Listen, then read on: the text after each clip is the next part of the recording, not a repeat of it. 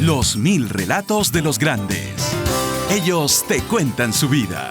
Nosotros simplemente los aplaudimos. ¿Qué fue de tu vida? Con Socorro Samper.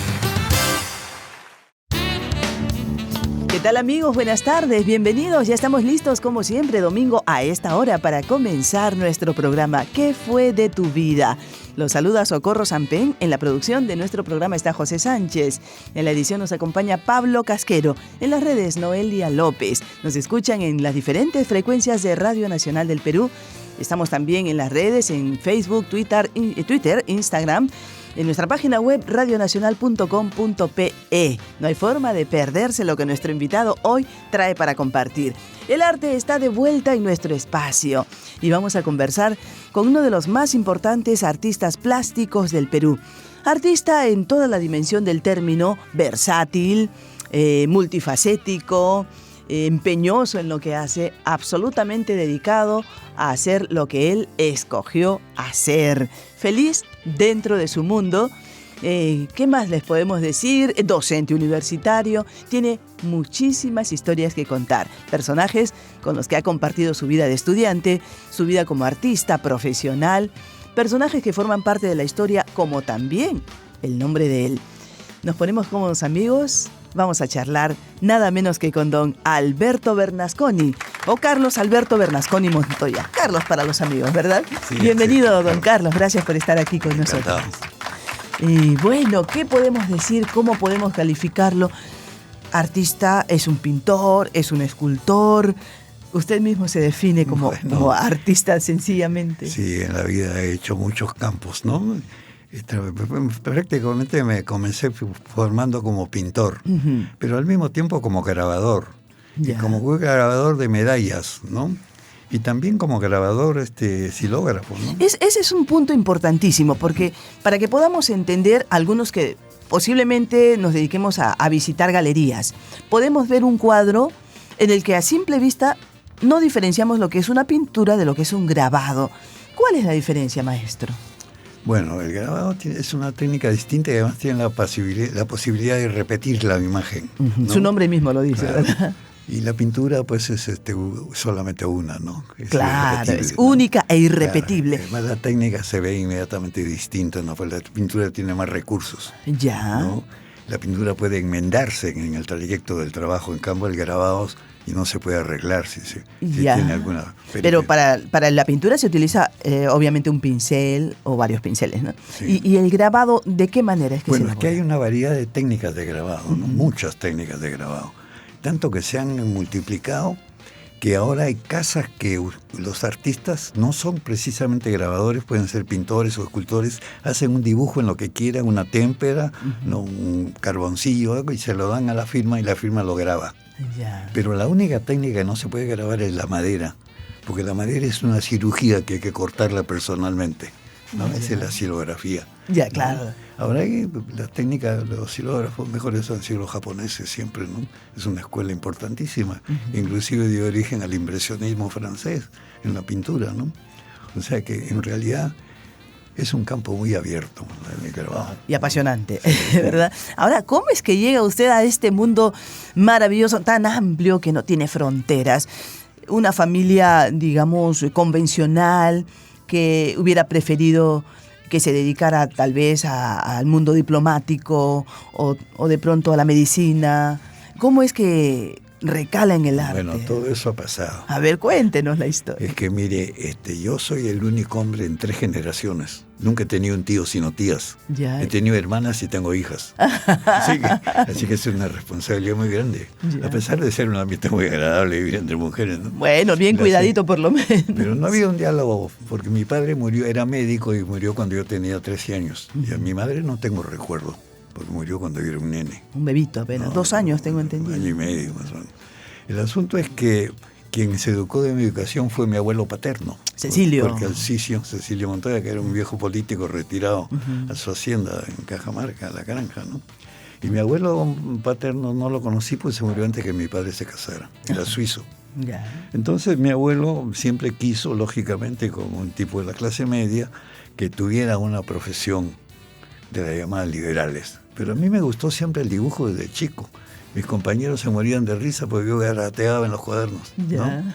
Entonces, para aclarar la presión que era especialmente sobre el campo de la medicina, pues tenía la biblioteca de mi padre y toda esta tradición, me fui a trabajar entre las vacaciones de cuarto y quinto de media al Hospital 2 de Mayo, Caramba. que estaba administrado por una monja francesa con unos sombreros Claro, de es punta blanca. tradicional, pero por Entonces, supuesto. me dieron un trabajo que fue mi primer trabajo que tuve en la vida, que me ocupaba de ayudar a un señor que llevaba un carnet de medicamentos importados. Ya. Entraba a las 7 de la mañana, me ponía en mi mandil de enfermero y salía a las 3 de la tarde, ¿no? Pero en ese momento le gustaba realizar esa labor. No, yo simplemente quería ver cómo me podía ir en esa área. Había que probar. Y bueno, fue negativo, yo no podía vivir En medio de enfermos, en digamos. medio del dolor, ¿no? Terrible, ¿no?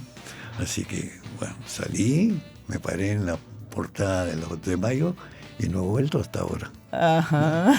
Podía haber sido arquitecto porque dibujo, pero tengo cierta aversión con las matemáticas. O sea, Ya, no entra a tallar la matemática. Cohibida por varios lados. Ahora, Entonces, esto se daba en su familia, una familia clase mediera, miraflorina, en donde ciertamente había recursos, porque hay casos en que los talentos por ahí se pierden justo por falta de recursos. No era el caso, pero era la orientación que le quería dar su abuelo, estricto él, y su padre en los primeros años de su vida. Entonces, para darle gusto al abuelo, ya mi padre había muerto, por cierto, entré a la Universidad de San Marcos y hice 2 años de letras. Literatura. Sí, literatura que me encanta siempre, ¿no? Claro, siempre ha sido un lector. Lector, sí, y bueno, he escrito libros de relatos. Que eso también. vino después. Sí. El asunto es que murió el abuelo y yo dejé la universidad y me fui a Bellas Artes. Ya. Estuve solamente 3 meses porque fueron los últimos 3 meses de Sabogal. O sea que Sabogal era director en ese momento, Sabogal en la Escuela Nacional de Bellas Artes. Sí. Nada menos. Sabogal dominaba el indigenismo, ¿no? Todos los artistas los profesores eran de la misma escuela de Sabogal. Y bueno, no sé cuál sería el problema, pero el asunto es que cerraron la escuela. Y yo tuve que esperar que la reabrieron. Cuando la reabrieron, todo había cambiado, hasta los bodegones tenían otra visión. Y los profesores todos habían pasado por Europa. Estaba Ricardo Grau, Cuartelés, Quispe Sacín, en fin, Apurímac, entonces, ¿no? Era otro ambiente y no diré que el ambiente de Sabogal era desagradable porque no lo pude percibir. Tuve una magnífica profesora de dibujo, ¿no? La señora Carballo. Pero me entré mucho en el ambiente de la nueva Escuela de Bellas Artes, ¿no? Luego de Sabogal. Sí. ¿Quién vino luego de Sabogal? Ricardo Grau. Ricardo Grau, que fue el nuevo director en ese momento. Se había formado, inclusive había nacido en Europa. Ricardo. Claro, venía de Francia y ahí quedó de lado lo que fue la corriente indigenista. Sí, bueno, quedó solamente Camilo Blas como representante, como profesor de la escuela indigenista en la Escuela de Bellas Artes, ¿no? Ya. Pero claro, cambió todo, ¿no? Ya. Y en ese momento vino al Perú Cérvulo Gutiérrez. que venía de claro. Europa y la Argentina, y bueno, y tuvo una visión que hizo un cuadro que es una, digamos, una escala muy importante dentro de la pintura peruana, ¿no? Porque hizo una imagen que se llama Los Andes, que era una imagen indígena, pero con técnica ya europea. O sea, una mezcla de lo Distinta, peruano, claro. una fusión. Ahí entraba ya la amalgama de lo... Es un hito, ¿no? Claro. En la pintura. Y con él tiene una anécdota, con Cérvulo Gutiérrez, una historia simpática entre las que se cuentan en Ica específicamente. Sí, claro. ¿Qué nos cuenta? Eso es lo que le da, digamos, Bueno, le da sazón a la vida. El ¿no? asunto es que cuando vino Cérvulo, pues había sido boxeador además, y había cierta fama de agresividad que tenía, que por supuesto la percibí en el Negro, que era un cabaret que había en la plaza San Martín, San Martín, ¿no? ¿verdad? Y había cierta distancia, ¿no? Pero una noche con Emilio Rodríguez Laín, un pintor también, muy amigo mío, que habíamos estado juntos en Europa, me dijo, vamos a Ica, y en la noche salimos rumbo a Ica, y no sé cómo al día siguiente Cérvulo se enteró que estábamos en Ica y empezó a dar patadas en la puerta del cuarto del hotel. ¿Quería salir? Y estuvimos como 5 días y nos dimos que él era dueño de la ciudad.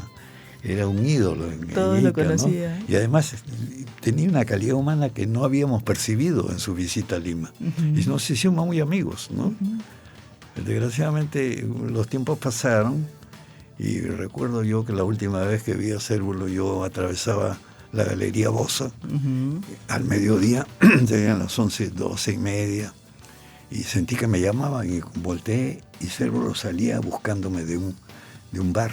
¿Ya? Y sentí que sufría la soledad. Me dio mucha pena. Es la última vez que lo vi a Cérvulo.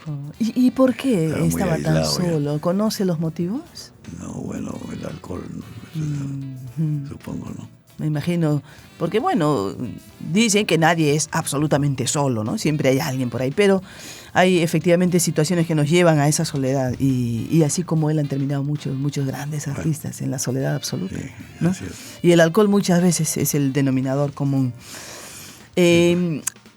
Por ahí también he leído de diferentes personajes que han formado parte de su vida desde muy temprana edad. Por ejemplo, en el Raimondi, en el colegio Antonio Raimondi tenía como compañero nada menos que a Luis Bedoya Reyes. No, era mi profesor. Era profesor, perdón, claro, Era en un este profesor momento. muy precoz porque solamente me llevaba 6 años. Claro, en este momento él tiene 100 o 101 años, si no recuerdo. 101, ¿no? Y claro. Magnífico profesor, ¿no? Me acuerdo que me dio para leer un libro que no recuerdo el título, pero un libro clásico, y me dijo, la próxima semana tú tienes que dar un informe sobre lo que has leído. Ajá. Y bueno, yo no pude leer en una semana todo un libro de este tamaño. Ajá. Y hice una síntesis que cuando les puse me dijo, pero eso es una versión telegráfica. Él quería más amplio. Pero imagínese, no cualquiera puede decir que ha sido alumno de uno de los peruanos. He sentido un golpe cuando el otro día en la televisión escuché que un diputado quería aparentemente hacerle un homenaje en el Congreso a Bedoya, y él dijo, pero el único mérito que tiene es que ha cumplido 100 años. ¡Qué bárbaro! No sabe. Bedoya es un hombre importantísimo en la historia del Perú y perdimos un buen presidente. Sí, es lamentable cómo a veces no se toma en cuenta la trayectoria de algunas personas y algunos atribuyen a ese desconocimiento la brecha generacional. Así es. Pero uno se puede informar y puede saber lo que representan grandes personajes. Fue un buen ¿no? profesor, que habían varios profesores importantísimos en el Antonio Raimondi. Claro, ¿no? y lo reconoce usted como maestro, pero todos, al menos quienes vivimos en Lima, podemos recordar lo que son las obras o el rostro que tiene la Lima que ahora vemos como iniciativas de él, ¿no? El Sanjón o la Vía Expresa, que ha sido modelo para, Sí, claro. para otras obras similares. Además que lo sacó de golpe, ¿no? Contra una versión tremenda de Prado no quería, ni Prado ni los apristas. Claro, quienes conocen la historia pueden saberlo, ¿no? Y no necesariamente todos la Ahora, conocen. al margen de los profesores, tenía compañeros muy buenos. También Carlos Fernández Cesarego, Ajá. un jurisconsulto de primera línea, ¿no? Que Compañero suyo. Sí, que fue, acaba de fallecer, que fue ministro muy joven, antes de los 30 años, en el primer gobierno de Belaúnde. De Belaúnde, ¿verdad? Además estaba el músico Pepe Malcio, Ajá, director también. de la Sinfónica y del Conservatorio.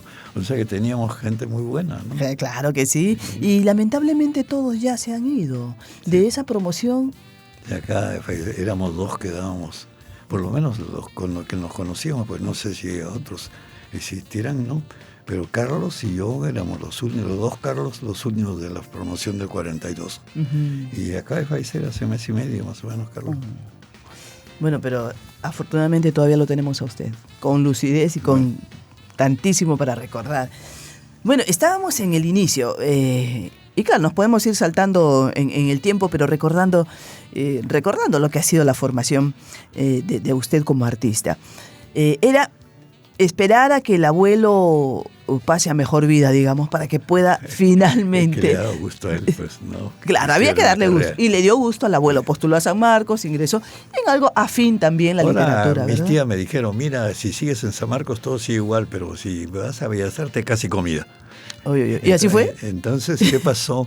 Que era muy amigo de la familia un magnífico artista que era Armando Pareja, el grabador de la Casa de la Moneda. Ya. Entonces yo fui donde Pareja y le toqué la puerta y le dije, Armando, necesito trabajo.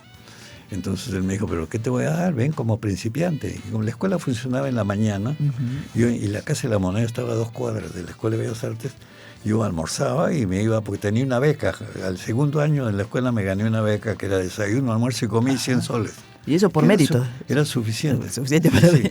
Pero esa beca porque por mérito, por alumno destacado. Por mérito, ¿no? Ya. Entonces en la tarde fui durante 2 años a aprender a grabar en madera, con la misma técnica de Benvenuto Cellini. Ya. Es decir, el cuño y trabajar en negativo.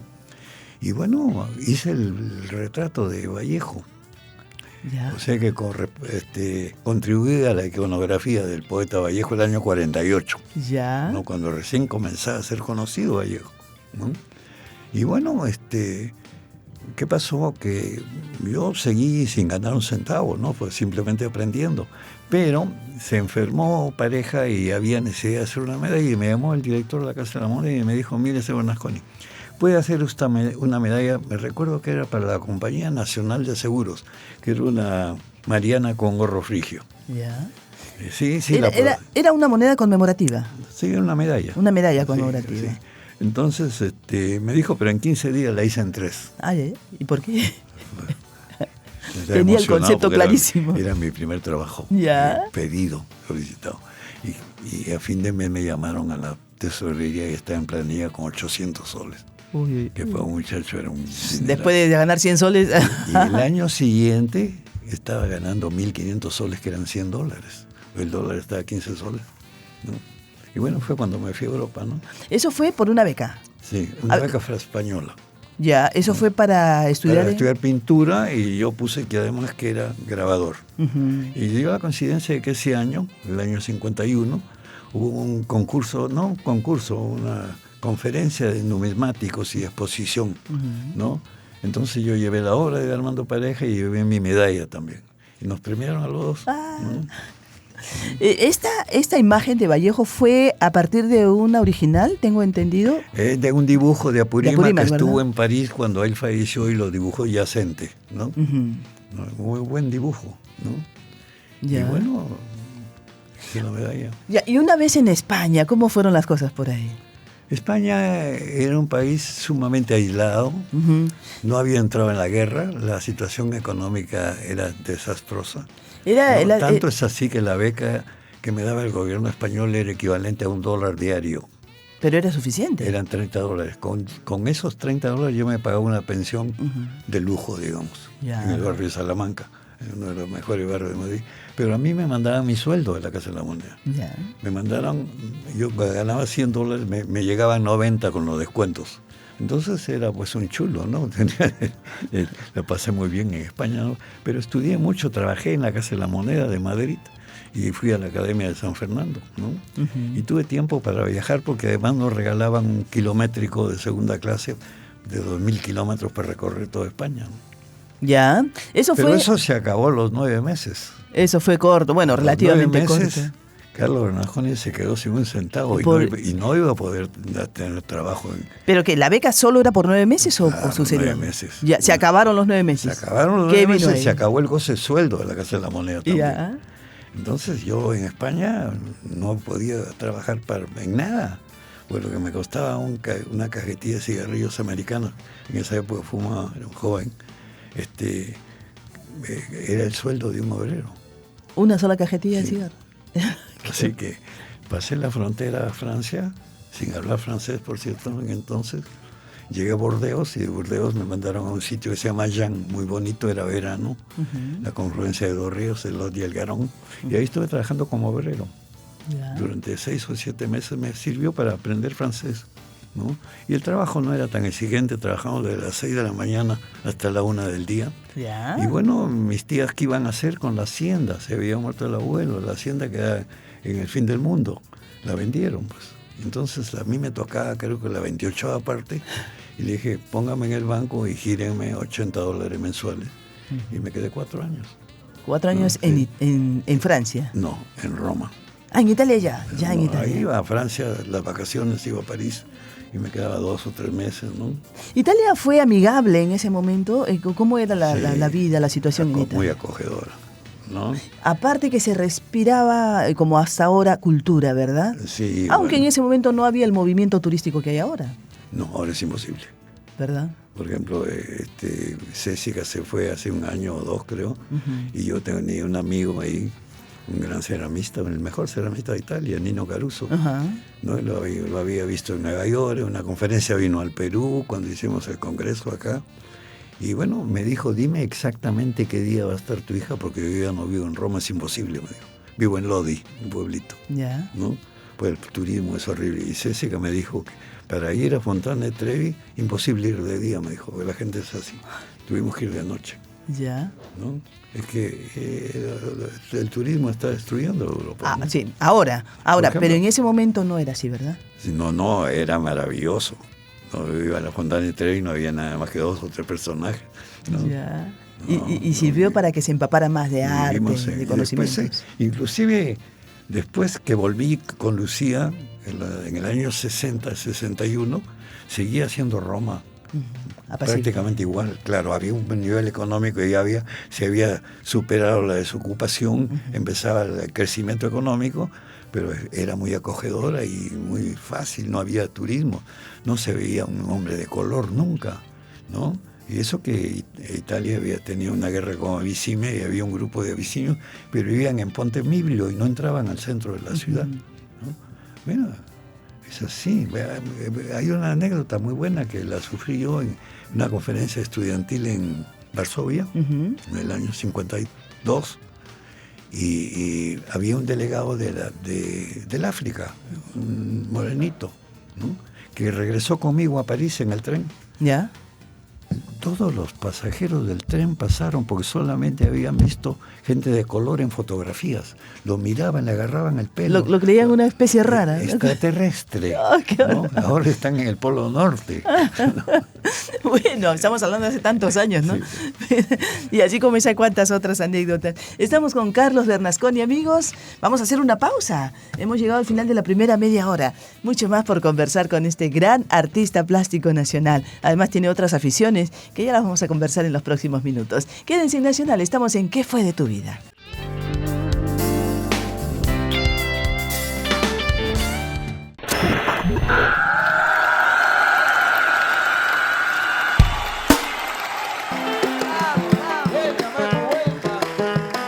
Vengan por acá, por favor, vamos acá adelante.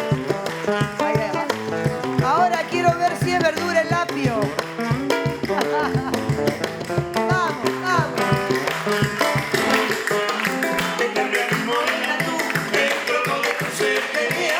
Que yo pagaré este favor con un amor eterno pasional.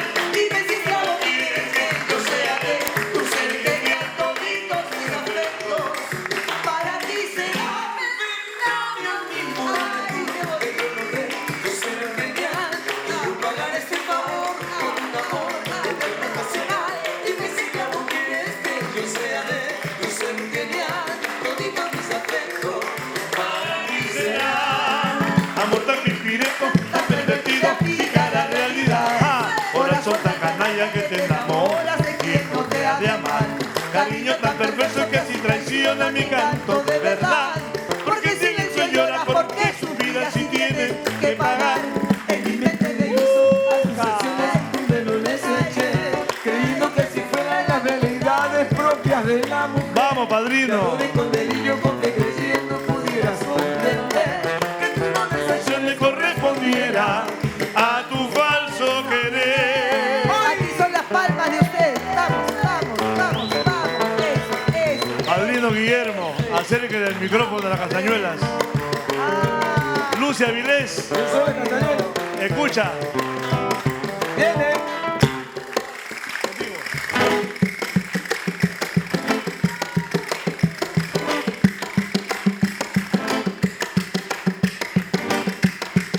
Y Urrutia, El gran ausente. ¡Ay, ay, ay! ¡Toma, vieja! ¡Fuerte los aplausos! ¡Venga las palmas,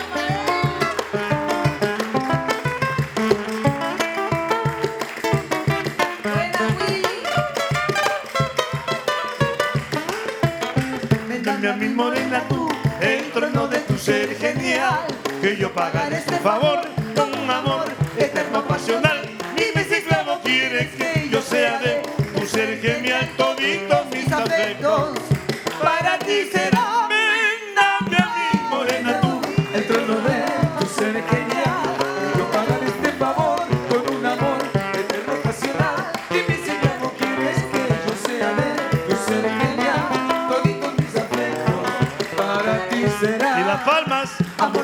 pispireta, tan pervertida, pica la realidad. Corazón tan canalla que te enamora de quien no te ha de amar. Cariño tan perverso que si traiciona mi canto de verdad.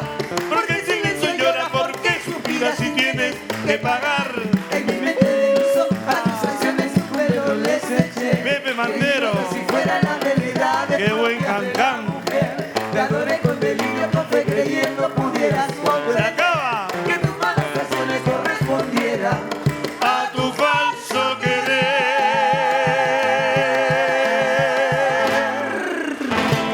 ¡Qué bonito! Buena Joel Peredo, buena Pepe Mantero, Norma Guillermo, qué buen cancán. Muchas gracias a mis invitados. Vamos a tomar asiento, por favor.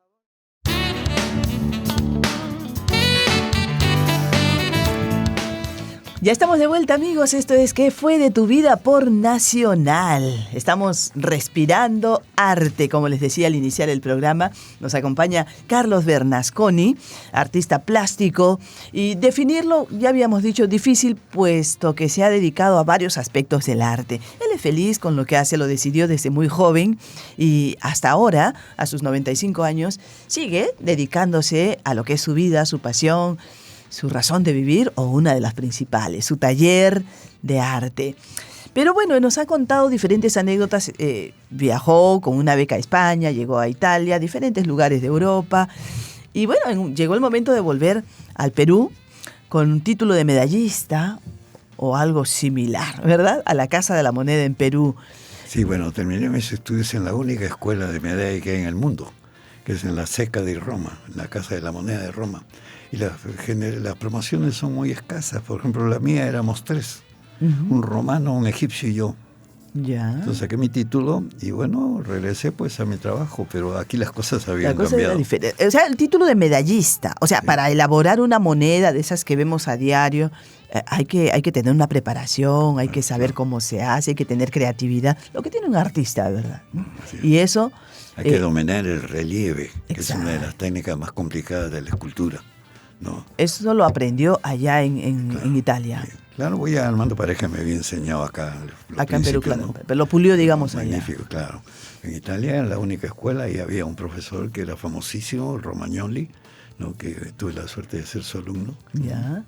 Y bueno, al mismo tiempo estudié varias cosas. En Italia tenía un ritmo muy acelerado, ¿no? Iba a la academia para dibujar, iba a la escuela de la medalla y en la noche iba a la escuela de xilografía, ¿no? Con un maestro extraordinario, ¿no? Que hasta que se murió me mandaba un grabado hecho por él, chiquito, como una postal, en cada Navidad. Oh, le quedó Todo la distinto, amistad, ¿no? qué lindo.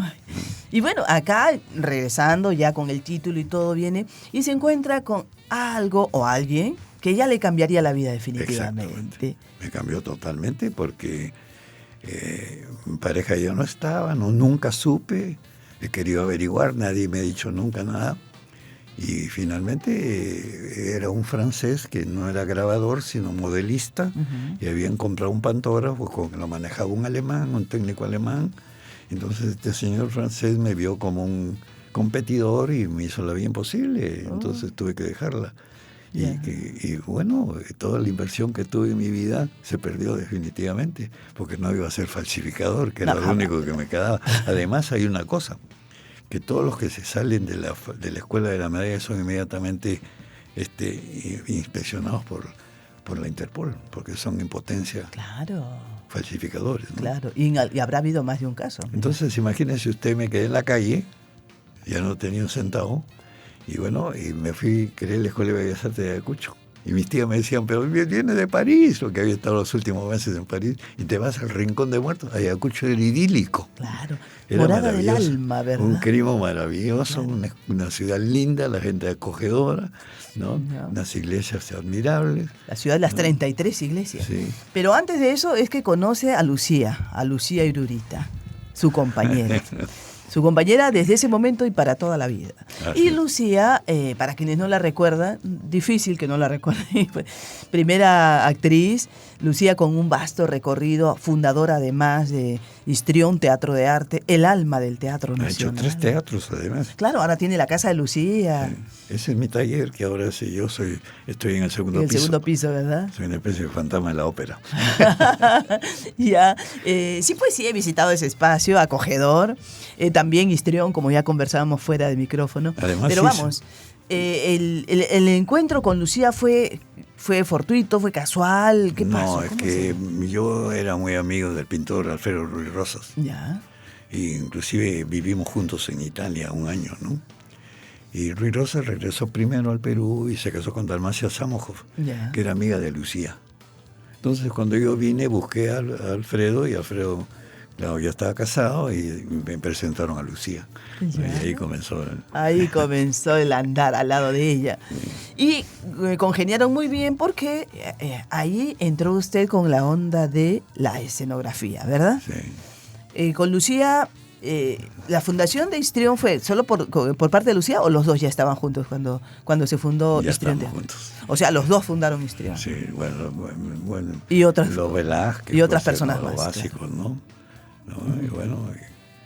Y bueno, y yo inicié como escenógrafo, pues, hice varias escenografías. Ahí está, pues, que una cosa iba Inclusive jalando la trabajé en otra. la televisión como escenógrafo, en el Canal 9, Ah, cuando caramba. quedaba en la Avenida Uruguay, ¿no? Ya. Antes de irme a Europa por segunda vez con Lucía. Ya, en ese momento había más producción nacional, ¿verdad? Se requería mucho talento, que por lo general eran productores argentinos, pero también había Sí, cabida, ¿no? había argentinos que venían, ¿no? Sí, claro. Había un colega argentino, pero muy buena gente. Sí, y ahí había mucho trabajo, pues, para lo que era escenografía, para los programas. Recuerdo que yo hacía la escenografía para un programa de Sebastián Salazar Bonde con César Miró. Ay, ¿cómo era De eso? entrevistas, ¿no?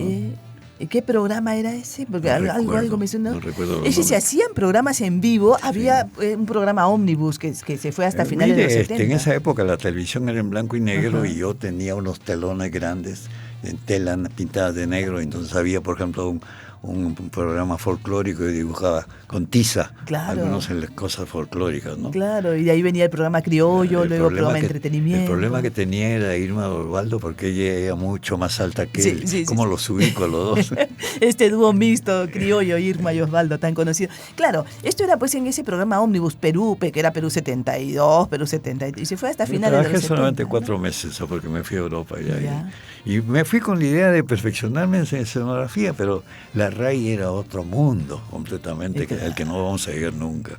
Ya me imagino. Entré yo al de escenografía y parecía real, no parecía de piedra, porque tenía brillitos así, ¿no? Ya. Era increíble, ¿no? Bueno, acá hacíamos lo que podíamos, pero lo hacíamos bien. Y ¿verdad? había unos fondales, tipos especialistas en pintar fondos de paisajes, gigantesco. Además la RAI era riquísimo porque, curiosamente, cada uno que tenía un televisor pagaba un impuesto. Y eso iba a la RAI. Claro, a la radio y televisión italiana, la RAI. Acá en Lima estábamos en el tema de Sebastián Salazar Bonde, y con él hubo una estrecha relación. Incluso incursionaron en el tema político, ¿verdad? Bueno, eso es en el social progresista. Pues. Claro, Entre toda la gente de la generación, pues. Pero ¿no? es que había que entrar en esa onda porque era prácticamente lo natural, ¿verdad? Artistas, jóvenes, ¿cómo no asumir el tema social? Además, yo habilité un teatrito en Radio Mundial que quedaba al costado de la prensa en el Jirón de la Unión. Ya. Un teatrito pequeño, hice las escalinatas y todo lo demás para 80 personas. Ya. Y Sebastián trabajaba en la prensa. el diario La Prensa. Entonces Sebastián, que como era aficionado al teatro y actor además de teatro, se convirtió en nuestro consejero teatral y hizo para lucir ahorita Flora Tristán con una capacidad para 2 personajes nada más, Carlos y Lucía. Ya. En un teatro. Yo hice la escenografía, una cosa muy estrecha. Y tomábamos lonche en los Igolaos que queda frente al local de la NEA. Sebastián comía su café con leche con chancay con mantequilla. Yo me comía un pedazo de cerdo con pan. Cada quien con pero sus fue gustos. muy vital y muy estimulante. Fueron buenos amigos. La amistad con Sebastián. Claro. Y lo político al final no lo terminó de envolver a usted. No, En realidad fracasamos, pues el Social Progresista fracasó en las elecciones, no sacamos ni el 5%. Ya. Porque era un grupo de intelectuales, más que nada, ¿no? de la misma generación, más interesados en el arte que en la literatura, que en la política, ¿no? Claro, ahí encontramos a cuántos nombres conocidos. Marco Martos, por ejemplo. Adolfo Córdoba. José Matos Mar. Claro. ¿Quién más? A ver, Santiago Agurto y Efraín Santiago Agurto, Ruiz Caro. uno de los capos, un hombre importantísimo, ¿no? Y Ruiz Caro. Los Ruiz Caro son cusqueños. Cusqueños, sí. Claro, ya prácticamente es una estirpe. Pero bueno, es no sé, por alguna razón, que tal vez el destino lo entienda, se encuentran en un momento los que después llegan a ser grandes nombres, ¿verdad? Y coinciden en un espacio, en algún tipo de obra. Y luego quedan los recuerdos, o lo que han compartido, cómo se han compenetrado, cómo ha aprendido uno del otro, cómo juntos han impulsado un movimiento. Era el momento que había mucha amistad. Yo era muy amigo de Romualdo, por ejemplo. Romualdo era mi compadre, porque yo era padrino del hijo, ¿no? Un tipo muy especial, Romualdo, ¿no? Pero de una ética verdaderamente ejemplar. Sí, ¿verdad? Pero Romualdo no tenía recursos. Yo le conseguí una ayuda del ministro, que era un arquitecto muy amigo mío, y no la quiso recibir. ¿Por qué? No, dijo, hay gente que necesita más que yo. Fiel a sus principios. No, se podrá decir lo que quieren de Romualdo, un gran poeta, además. Sí. La sonata, la Tupac Amaru es El canto universalmente coral, conocida. claro, ¿no? que es lo que más se conoce de él. Pues. Y bueno, como decía Meli, ¿no? Ya se convierte en anónima. Que nadie sabe de quién es. Al final porque el ya dominio está público. popular, ¿no? Claro, que llega a ser eso, dominio público. Germán Belli lo afirmaba, ¿verdad? Carlos Germán Belli. Es otro amigo del colegio. Terminó en el Cantón de Raimondi. También, bueno, él sí venía Es italiano. Él venía por la ascendencia. No solo ascendencia, él era italiano. Claro, bueno, claro. El padre pues era italiano, él tiene pasaporte italiano. Y ahora es comendador. Yo estuve en la ceremonia en el Antonio de Raimondi, ¿no? Así que es comendatore, que es un título. Ya. Ahora, por cierto, ya que estamos hablando de ese tema, su apellido Bernasconi es italiano, pero su padre era suizo. ¿Cómo es eso? Es un viejo apellido lombardo, ya. ¿no? Que parece que antiguamente el Ticino era también italiano, ¿no? La Suiza no estaba establecida porque parte pertenecía a Alemania, a Francia. Y así hizo el país. Y bueno, hay muchos Bernasconi en Suiza. Ya, es como le llaman Bernasconópolis. Sí. Bueno, de ahí viene entonces, porque claro, yo escucho, su padre era suizo, pero caramba, el apellido Bernasconi es italianísimo, como dirían. Sí. Pero ahí está pues el cantón, ¿no? Hay un nombre, un apellido que figura también dentro de las diferentes anécdotas, y es Gattuso. Guttuso. A ver, cuéntenos. Guttuso era el pintor estrella del movimiento social progresista en Italia. Era un hombre de izquierda completamente, ¿no? Ya. Y se hizo, yo lo conocía de título y había visto su obra, pero no personalmente. Ya. Y resulta que vivía en el mismo sitio, en el mismo barrio donde yo vivía, y un día en la cafetería, ¿no? El café en Italia lo hace magnífico, me tomaba como 4 al día, creo. Y lo conocí, y era un tipo muy cordial, muy acogedor, ¿no? Y yo vivía junto con Alfredo Rosas, fue a nuestro dormitorio, me acuerdo que se tiró en la cama a ver las pinturas y nos presentó para una muestra sin que nosotros lo solicitáramos. Y Alfredo consiguió una galería en Milán, pero cuando presentó el catálogo que había escrito, el texto, dijo no, esta muestra no va. Era de curas, ¿no? En esa época la lucha política en Italia era sumamente estrecha, ¿no? Los demócratas cristianos no se podían ver con los comunistas, y Guttuso era comunista, ¿no? Ya. Entonces, imposible. Y, pues, además hay otra anécdota que puede ser interesante también, ¿no? Y Renato Guttuso me invitó a mí y a 2 más, a Ruy Rosas y a Cancho Larco, a su taller, que quedaba en una propiedad muy grande que el gobierno había expropiado a unos fascistas, y se lo había dado a famosos pintores o artistas, ¿no? Había un ceramista muy conocido también, Y bueno, era un espacio circular donde él trabajaba lleno de cuadros, pero en el caballete había un cuadro de un señor sentado con las piernas cruzadas. Y Guttuso me dice, ¿qué te parece? Y yo veo bien y veo que el diseño del pie no está bien hecho, ¿no? No tenía gracia, estaba desgraciado, como dice. Entonces le hago esa explicación y en ese momento sale un señor que seguramente estaba en los servicios higiénicos y Guttuso lo presenta en mi Amici Sudamericani. Y este señor dice, de la América Latina el único país que me interesa es México. Y se acabó la reunión. ¿Quién era él? Alberto Moravia. Moravia. Sí. Y bueno, Moravia yo no sabía que cojeaba y vivía cerca de mi casa en la Villa de la Oca.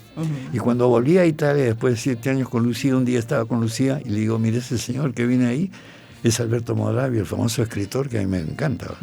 Yo escribo mis relatos basados en el Racconti Romani, escrito por él, que son maravillosos. Y de repente yo sigo caminando y Lucía se había cruzado la estrada y estaba conversando con él, se hicieron amigos. Yo volteé a hablar con Lucía y estaba en el otro. Ya estaban conversando. Cruzó la estrada, o sea, cruzó la calle. Nos hablaba de sus relatos. Ciertamente otra de sus pasiones es la lectura. Y a partir de la lectura vino la inspiración para escribir. Sí. Y acá tengo en mis apuntes El símbolo azul y otras historias, y además historias de vecindad y lejanía. Sí, ese es el primer libro, Historia de vecindad y lejanía. Bueno, son cosas que en algunas partes yo he vivido y he aficionado, ¿no? Pero no era ficción propiamente, ¿verdad? Bueno, o era una mezcla de vivencias. Las dos cosas, ¿no? y Por ejemplo, yo leí un día que una fulana demente había roto con una gilete los ojos de un cuadro de Antonello de Messina. Y esa imagen se me quedó 60 años en la mente, 50, ¿no? Y después de ese tiempo creé una historia íntegra de un policía que tiene una hija a la cual desprecia porque él quiere solamente a los hijos hombres, esclavizaba a la mujer, es machista, y ella no puede ver el esguardo de la mirada de él porque tiene unos ojos verdes penetrantes que la dominan. Y esta mujer, cuando crece, se escapa a Nueva York y después de 50 años se le ocurre volver a Nápoles, ¿no? Y visita Nápoles, pasa por la casa en que nació, ¿no? Y va al museo. Y en el museo siente una mirada tremenda como la de su padre y es el retrato de Antonello de Messina de un capo italiano, famosísimo de la época, ¿no? Y no puede ser aliena. Y entonces va varias veces hasta que saca la gilet y le corta los ojos. ¡Ah, qué terrible! Y entonces sale en el país de cera, demente, arruina cuadro de Antonello de Messina. Y abajo dice, la policía le sigue los pasos. Ya, o sea que es el padre, ¿no? Eso. Esa es la historia. Entonces ese está ficcionado, ¿no? Sobre un documento. Sobre un hecho real hay la ficción y bueno, la imaginación, pues, ¿no? de usted como autor. Y luego de estos dos libros, ¿algo más, alguna nueva producción o de pronto algunos textos que estén ahí? Sí, tengo varios. ¿Varios? Sí. Bocetos, por ejemplo. Sí. Y le llamo precisamente bocetos. Son cosas muy breves. ¿En algún Por ejemplo, momento? el otro día viene un amigo que ha vivido en Italia y yo quiero hacer unos espagueti y entonces veo que tengo todo en la casa, pero me falta la albahaca, que es una hierba especial. Elemental. Entonces voy a una de esas bodeguitas que hay en Miraflores por todas partes, donde venden de todo, y mientras encuentro la vaca entra una mujer de más o menos de aspecto humilde, la veo que revolotea entre la verdura y agarra una papa y le dice, esta, ¿cuánto vale? Y el bodeguero le dice, $1 sol. Entonces yo miro a los dos, no puede ser que alguien compre una sola papa y que pague $1 sol, ¿no? Cuando la papa es originaria del Perú, tiene el mismo derecho de la quina y la alpaca de estar de la vicuña de estar en el escudo nacional, ¿no? Y es una comida mundial ahora, ¿no? Y que paguen $1 sol. Es decir, y que nuestra moneda cueste $1 sol, que nuestras monedas, con una moneda se puede comprar un tubérculo, es imposible, ¿no? Entonces cosas así me pasan, ¿no? ¿Y algún momento verán la luz estos bocetos? Digo, para el público en general. No, es probable para la revista de Mirko, ¿no? Ya, ya. ¿no? Porque yo escribo en la revista Mirko, ¿no? Claro, claro. ¿No? Y bueno, no sé, otra, por ejemplo, un día Lucía me encarga que yo le compre unas cosas para el almuerzo, entonces yo al mediodía cruzo la calle y tengo un bugón al frente y subo por la escalera automática y se me ocurre que una mujer baja por la paralela y me mira y había una relación tremenda en años. Entonces todo eso cambia completamente la visión, ¿no? Y me envía el recuerdo torturador de esa relación que ha habido hasta que bajo y la escalera sube ciega, solitaria, y yo digo que nada más los cambios que da la vida, ¿no? Ajá. O sea que hay cosas pequeñas de media página, ¿no? Claro, como para publicar en revistas. Sí. Hay algo especial con Humareda, con Víctor Humareda, que también es un personaje que... Bueno, también... Víctor Humareda ha estado conmigo en la escuela, pero un par de años mayor, ¿no? Y tengo varias historias con él, algunas las he escrito ya, han sido publicadas. Y un cuadro famoso, bueno, famoso es un decir, porque tiene su historia. Sí, porque un día yo fumaba en esa época y salía a comprar cigarrillos en el momento que él tocaba la puerta del taller. Ya. Y le digo, ¿y tal pasa? No, solamente he venido a preguntarte, tú no tienes un cuadro mío, no, le dije, te lo voy a pintar. Y se fue hablando solo. Yo dije, ¿qué me lo va a pintar en la vida? A los 3 días se apareció con el cuadro y el dibujo que me lo regaló. El cuadro muy lindo, ¿no? Ya. Y le dije, ¿cuánto te debo, Víctor? 3.000 soles, me dijo. ¿Qué cosa? Así que en esa época usábamos chequera. Ya. Así que le hice un cheque por 3.000 soles y se acabó. Pero pensaba que se lo iba a regalar, que se lo iba a obsequiar. No. Ah, ya. No. Él usaba como dinero, usaba los cuadros. Ajá, él cuando necesitaba plata, llevaba un cuadro, ¿no? Por eso es que es difícil hacer una retrospectiva a él, porque su obra está dispersa por todas partes, ¿no? ¿Cuántos cuadros de la Blanco? Como hacía, por ejemplo... Pero un gran pintor, ¿no? Claro. Así hacían pues antes, por las historias que ha leído de Van Gogh, en buen tiempo también él vivía de la pintura, de sus cuadros. Tenemos muy buenos artistas, ¿no? Y así como él, ¿cuántos? Sí, yo he escrito hace poco para 4 artistas, Tilsa, Cérvulo, Macedonio de la Torre, y el otro, ¿quién es? No me acuerdo el otro, pero sí, todos son importantes, ¿no? Bueno, y ahora ya dedicado a su taller, a seguir escribiendo lo que en algún momento le viene a la mente o por recuerdos que tiene, sí. Y al calor de la familia, ¿cómo graficaría su vida en este momento, don Carlos? Bueno, hasta hace cosa de 6 meses que manejaba, porque ahora felizmente ya no manejo. Uy, con este tráfico infernal. Yo estaba en el taller antes de las 6 de la para mañana. Poder cuadrar el carro. Ah, claro, si no encuentra espacio. No había espacio. Entonces, me acordaba que antes sacaba mi perro, lo paseaba, qué sé yo, y llegaba al taller a las 8, perfecto. Había media cuadra vacía, ¿no? Bueno, ya no manejo ahora, me llevan a las 8, mi hijo político, ¿no? Me dejan en el taller y yo tomo un taxi o regreso caminando, porque estoy a 8 cuadras nada más. Caminando despacio, como quien dice, no sé si. Bueno, no es que me programe, pero he hecho muchos bocetos con... ahora estoy pintando después de 70 años con óleo. Ajá. ¿No? El óleo tiene una particularidad, ¿verdad? Sí. Siempre el artista vuelve al óleo. Pero claro, he vuelto con un cuadro chiquito, sí, pero claro, el problema es que la mano ya no tiene la firmeza de antes, ¿no? Ya. Tiene que ser un palito, ¿no? Para soportarse. Ya. ¿No? Pero no me programo mucho, no hago... acabo de hacer una muestra de pequeñas esculturas en cerámica, en Dédalo, y he hecho 3 cuadros con vinilo, esos discos que estaban en la casa botados, que son música que no me interesaba, ¿no? Y le he cortado en fragmentos y los he pegado en un material especial y le he dado color y son muy decorativos, ¿no? Ya, bueno, la imaginación es inagotable. Claro, he trabajado con corcho, he trabajado con... Bueno, es que... También soy esmaltista, ¿no? Porque cuando trabajé en la Casa de la Moneda, cuando empecé a estudiar en la Casa de la Moneda, veía cómo hacían las condecoraciones que van con esmaltes de colores. Y nadie me enseñó, pero he vivido 10 años de la joyería, lo que más he hecho. Y tengo alumnas que viven muy bien de la joyería ahora en este momento. Ah, bueno, se puede. Llegamos casi al final, don Carlos. Feliz en una familia de artistas, Lucía, actriz, productora teatral además, Sandra y Césica.